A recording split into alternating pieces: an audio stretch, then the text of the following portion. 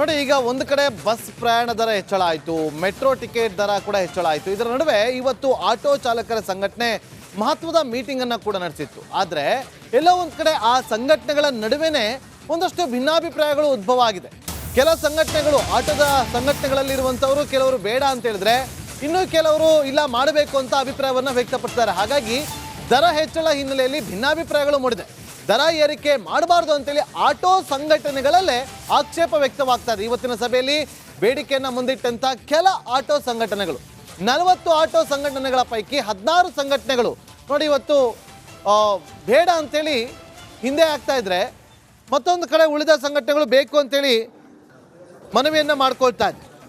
ನೋಡಿ, 40 ಆಟೋ ಸಂಘಟನೆಗಳ ಪೈಕಿ 16 ಸಂಘಟನೆಗಳಿಗೆ ಸಭೆಗೆ ಆಹ್ವಾನ ಕೊಡಲಾಗಿದೆ. ಹೀಗಾಗಿ ಇನ್ನುಳಿದ ಸಂಘಟನೆಗಳಿಂದ ದರ ಏರಿಕೆಗೆ ವಿರೋಧ ವ್ಯಕ್ತವಾಗ್ತಾ ಇದೆ. ಬೆಲೆ ಏರಿಕೆಯಿಂದ ಜನಸಾಮಾನ್ಯರು ಈಗ ತತ್ತರಿಸಿ ಹೋಗ್ತಿದ್ದಾರೆ. ಇಂತಹ ಸಂದರ್ಭದಲ್ಲಿ ಆಟೋ ದರ ಹೆಚ್ಚಳ ಮಾಡಿದ್ರೆ ಆಟೋ ಪ್ರಯಾಣಿಕರ ಸಂಖ್ಯೆಯಲ್ಲಿ ಇಳಿಕೆ ಆಗುತ್ತೆ. ಹಾಗಾಗಿ ಮಾಡೋದು ಬೇಡ ಅಂತೇಳಿ ತಮ್ಮ ಅಭಿಪ್ರಾಯವನ್ನು ವ್ಯಕ್ತಪಡಿಸ್ತಾರೆ. ಹಾಗಾಗಿ ಈ ರೀತಿಯಾಗಿ ಆಕ್ಷೇಪ ವ್ಯಕ್ತವಾಗಿರುವ ಹಿನ್ನೆಲೆಯಲ್ಲಿ ಆ 40 ಆಟೋ ಸಂಘಟನೆಗಳ ಪೈಕಿ 16 ಸಂಘಟನೆಗಳಿಗೆ ಮಾತ್ರ ಆಹ್ವಾನ ಕೊಟ್ಟಂತ ಹಿನ್ನೆಲೆಯಲ್ಲಿ ಉಳಿದ ಸಂಘಟನೆಗಳು ಆಕ್ಷೇಪಣೆಯನ್ನು ವ್ಯಕ್ತಪಡಿಸಿದೆ. ಅದು ದರ ಏರಿಕೆ ಮಾಡೋದು ಬೇಡ ಅಂತ. ಸದ್ಯಕ್ಕೆ ಬೇಡ ಅಂತ ಹೇಳಿ ಇಷ್ಟು ರಘುವರ ಮಾತು. ಅಂದ್ರೆ ಪ್ರಮುಖವಾಗಿ ಇತ್ತೀಚೆಗೆ ಮೆಟ್ರೋ ಬಸ್ ದರ ಹೆಚ್ಚಳ ಆಗಿದೆ. ಇದರ ನಡುವೆ ಆಟೋ ದರ ಹೆಚ್ಚಳ ಮಾಡಿದ್ರೆ ಒಂದ್ ಕಡೆ ಗ್ರಾಹಕರಿಗೆ ದೊಡ್ಡ ಪೆಟ್ಟು ಬೀಳುತ್ತೆ, ಮತ್ತೊಂದ್ ಕಡೆ ಈಗಿರುವಂತಹ ಕಾಂಪಿಟೇಷನ್ ಯುಗದಲ್ಲಿ ಆಟೋ ದರ ಹೆಚ್ಚಳ ಆಯ್ತು ಅಂತ ಹೇಳಿದ್ರೆ ಬರುವಂತಹ ಗ್ರಾಹಕರು ಕೂಡ ಆಟೋದ ಹತ್ರ ಮುಖ ಮಾಡೋದಿಲ್ಲ ಅನ್ನೋ ಒಂದು ವಿಚಾರವನ್ನ ಅವರು ಹೇಳಿರುವಂತದ್ದು. ಕ್ಯಾಮರಾ ಪರ್ಸನ್ ದೀಪಕ್ ಜೊತೆ ದೀಪ್ತಿ ತೋಳ್ಪಡಿ, ರಿಪಬ್ಲಿಕ್ ಕನ್ನಡ, ಬೆಂಗಳೂರು.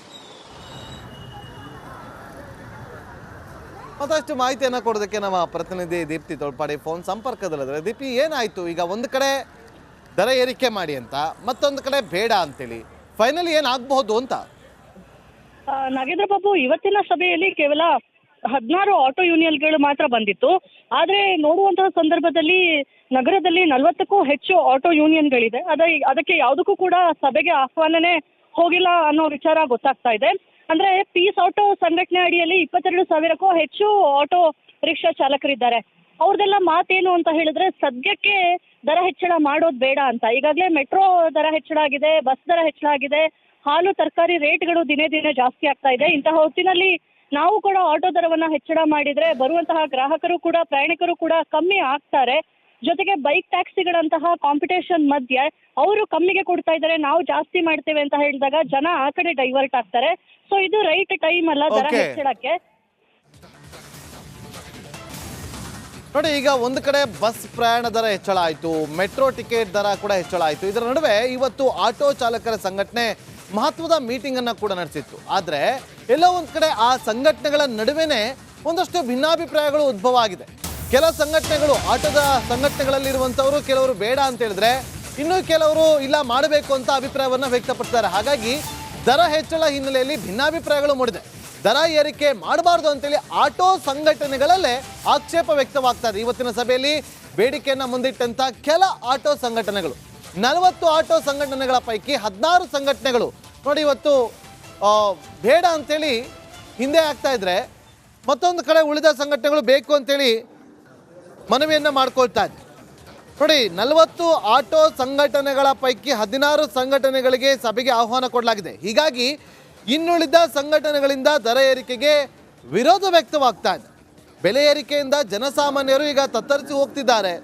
ಇಂತಹ ಸಂದರ್ಭದಲ್ಲಿ ಆಟೋ ದರ ಹೆಚ್ಚಳ ಮಾಡಿದ್ರೆ ಆಟೋ ಪ್ರಯಾಣಿಕರ ಸಂಖ್ಯೆಯಲ್ಲಿ ಇಳಿಕೆ ಆಗುತ್ತೆ. ಹಾಗಾಗಿ ಮಾಡೋದು ಬೇಡ ಅಂತೇಳಿ ತಮ್ಮ ಅಭಿಪ್ರಾಯವನ್ನು ವ್ಯಕ್ತಪಡಿಸ್ತಾರೆ. ಹಾಗಾಗಿ ಈ ರೀತಿಯಾಗಿ ಆಕ್ಷೇಪ ವ್ಯಕ್ತವಾಗಿರುವ ಹಿನ್ನೆಲೆಯಲ್ಲಿ ಆ 40 ಆಟೋ ಸಂಘಟನೆಗಳ ಪೈಕಿ 16 ಸಂಘಟನೆಗಳಿಗೆ ಮಾತ್ರ ಆಹ್ವಾನ ಕೊಟ್ಟಂತ ಹಿನ್ನೆಲೆಯಲ್ಲಿ ಉಳಿದ ಸಂಘಟನೆಗಳು ಆಕ್ಷೇಪಣೆಯನ್ನು ವ್ಯಕ್ತಪಡಿಸಿದೆ. ಅದು ದರ ಏರಿಕೆ ಮಾಡೋದು ಬೇಡ ಅಂತ.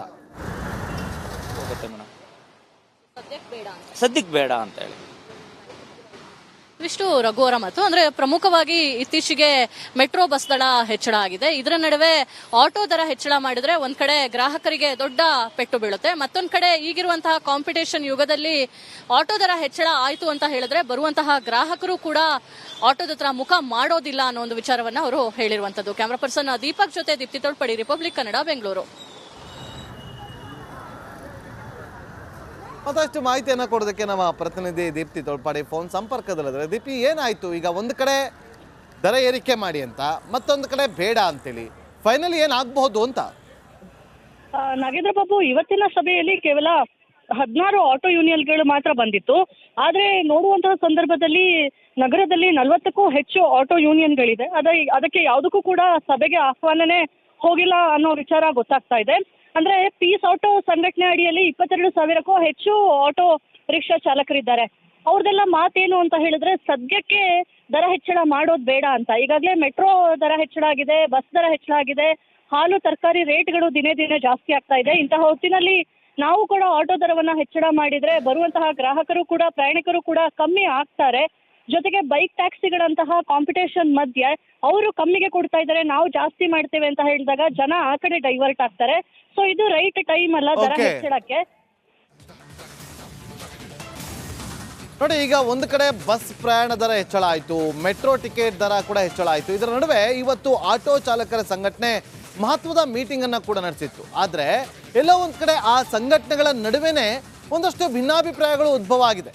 ಕೆಲ ಸಂಘಟನೆಗಳು, ಆಟೋದ ಸಂಘಟನೆಗಳಲ್ಲಿರುವಂಥವರು ಕೆಲವರು ಬೇಡ ಅಂತ ಹೇಳಿದ್ರೆ, ಇನ್ನು ಕೆಲವರು ಇಲ್ಲ ಮಾಡಬೇಕು ಅಂತ ಅಭಿಪ್ರಾಯವನ್ನ ವ್ಯಕ್ತಪಡಿಸ್ತಾರೆ. ಹಾಗಾಗಿ ದರ ಹೆಚ್ಚಳ ಹಿನ್ನೆಲೆಯಲ್ಲಿ ಭಿನ್ನಾಭಿಪ್ರಾಯಗಳು ಮೂಡಿದೆ. ದರ ಏರಿಕೆ ಮಾಡಬಾರ್ದು ಅಂತೇಳಿ ಆಟೋ ಸಂಘಟನೆಗಳಲ್ಲೇ ಆಕ್ಷೇಪ ವ್ಯಕ್ತವಾಗ್ತಾ ಇದೆ. ಇವತ್ತಿನ ಸಭೆಯಲ್ಲಿ ಬೇಡಿಕೆಯನ್ನ ಮುಂದಿಟ್ಟಂತ ಕೆಲ ಆಟೋ ಸಂಘಟನೆಗಳು, 40 ಆಟೋ ಸಂಘಟನೆಗಳ ಪೈಕಿ 16 ಸಂಘಟನೆಗಳು ನೋಡಿ ಇವತ್ತು ಬೇಡ ಅಂತೇಳಿ ಹಿಂದೆ ಆಗ್ತಾ ಇದ್ರೆ, ಮತ್ತೊಂದು ಕಡೆ ಉಳಿದ ಸಂಘಟನೆಗಳು ಬೇಕು ಅಂತೇಳಿ ಮನವಿಯನ್ನ ಮಾಡ್ಕೊಳ್ತಾ ಇದೆ. ನೋಡಿ, 40 ಆಟೋ ಸಂಘಟನೆಗಳ ಪೈಕಿ 16 ಸಂಘಟನೆಗಳಿಗೆ ಸಭೆಗೆ ಆಹ್ವಾನ ಕೊಡಲಾಗಿದೆ. ಹೀಗಾಗಿ ಇನ್ನುಳಿದ ಸಂಘಟನೆಗಳಿಂದ ದರ ಏರಿಕೆಗೆ ವಿರೋಧ ವ್ಯಕ್ತವಾಗ್ತಾ ಇದೆ.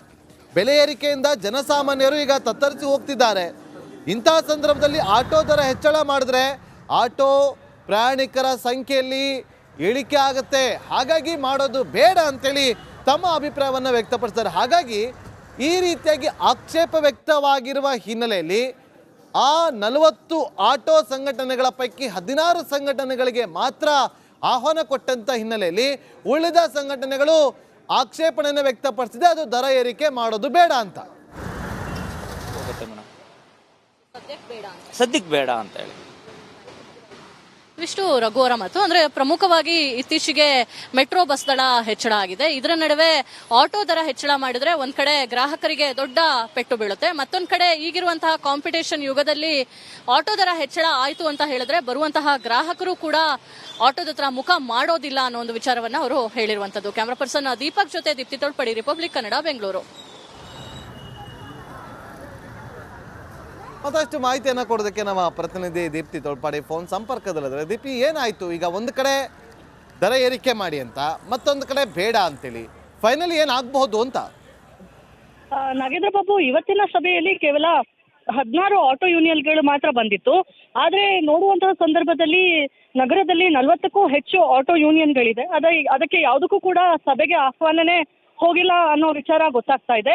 ಅಂದ್ರೆ ಪೀಸ್ ಆಟೋ ಸಂಘಟನೆ ಅಡಿಯಲ್ಲಿ 22,000ಕ್ಕೂ ಹೆಚ್ಚು ಆಟೋ ರಿಕ್ಷಾ ಚಾಲಕರಿದ್ದಾರೆ. ಅವ್ರದೆಲ್ಲ ಮಾತೇನು ಅಂತ ಹೇಳಿದ್ರೆ, ಸದ್ಯಕ್ಕೆ ದರ ಹೆಚ್ಚಳ ಮಾಡೋದು ಬೇಡ ಅಂತ. ಈಗಾಗಲೇ ಮೆಟ್ರೋ ದರ ಹೆಚ್ಚಳ ಆಗಿದೆ, ಬಸ್ ದರ ಹೆಚ್ಚಳ ಆಗಿದೆ, ಹಾಲು ತರಕಾರಿ ರೇಟ್ಗಳು ದಿನೇ ದಿನೇ ಜಾಸ್ತಿ ಆಗ್ತಾ ಇದೆ. ಇಂತಹ ಹೊತ್ತಿನಲ್ಲಿ ನಾವು ಕೂಡ ಆಟೋ ದರವನ್ನ ಹೆಚ್ಚಳ ಮಾಡಿದ್ರೆ ಬರುವಂತಹ ಗ್ರಾಹಕರು ಕೂಡ, ಪ್ರಯಾಣಿಕರು ಕೂಡ ಕಮ್ಮಿ ಆಗ್ತಾರೆ. ಜೊತೆಗೆ ಬೈಕ್ ಟ್ಯಾಕ್ಸಿಗಳಂತಹ ಕಾಂಪಿಟೇಷನ್ ಮಧ್ಯೆ ಅವರು ಕಮ್ಮಿಗೆ ಕೊಡ್ತಾ ಇದ್ದಾರೆ, ನಾವು ಜಾಸ್ತಿ ಮಾಡ್ತೇವೆ ಅಂತ ಹೇಳಿದಾಗ ಜನ ಆ ಕಡೆ ಡೈವರ್ಟ್ ಆಗ್ತಾರೆ. ಸೊ ಇದು ರೈಟ್ ಟೈಮ್ ಅಲ್ಲ ದರ ಹೆಚ್ಚಳಕ್ಕೆ.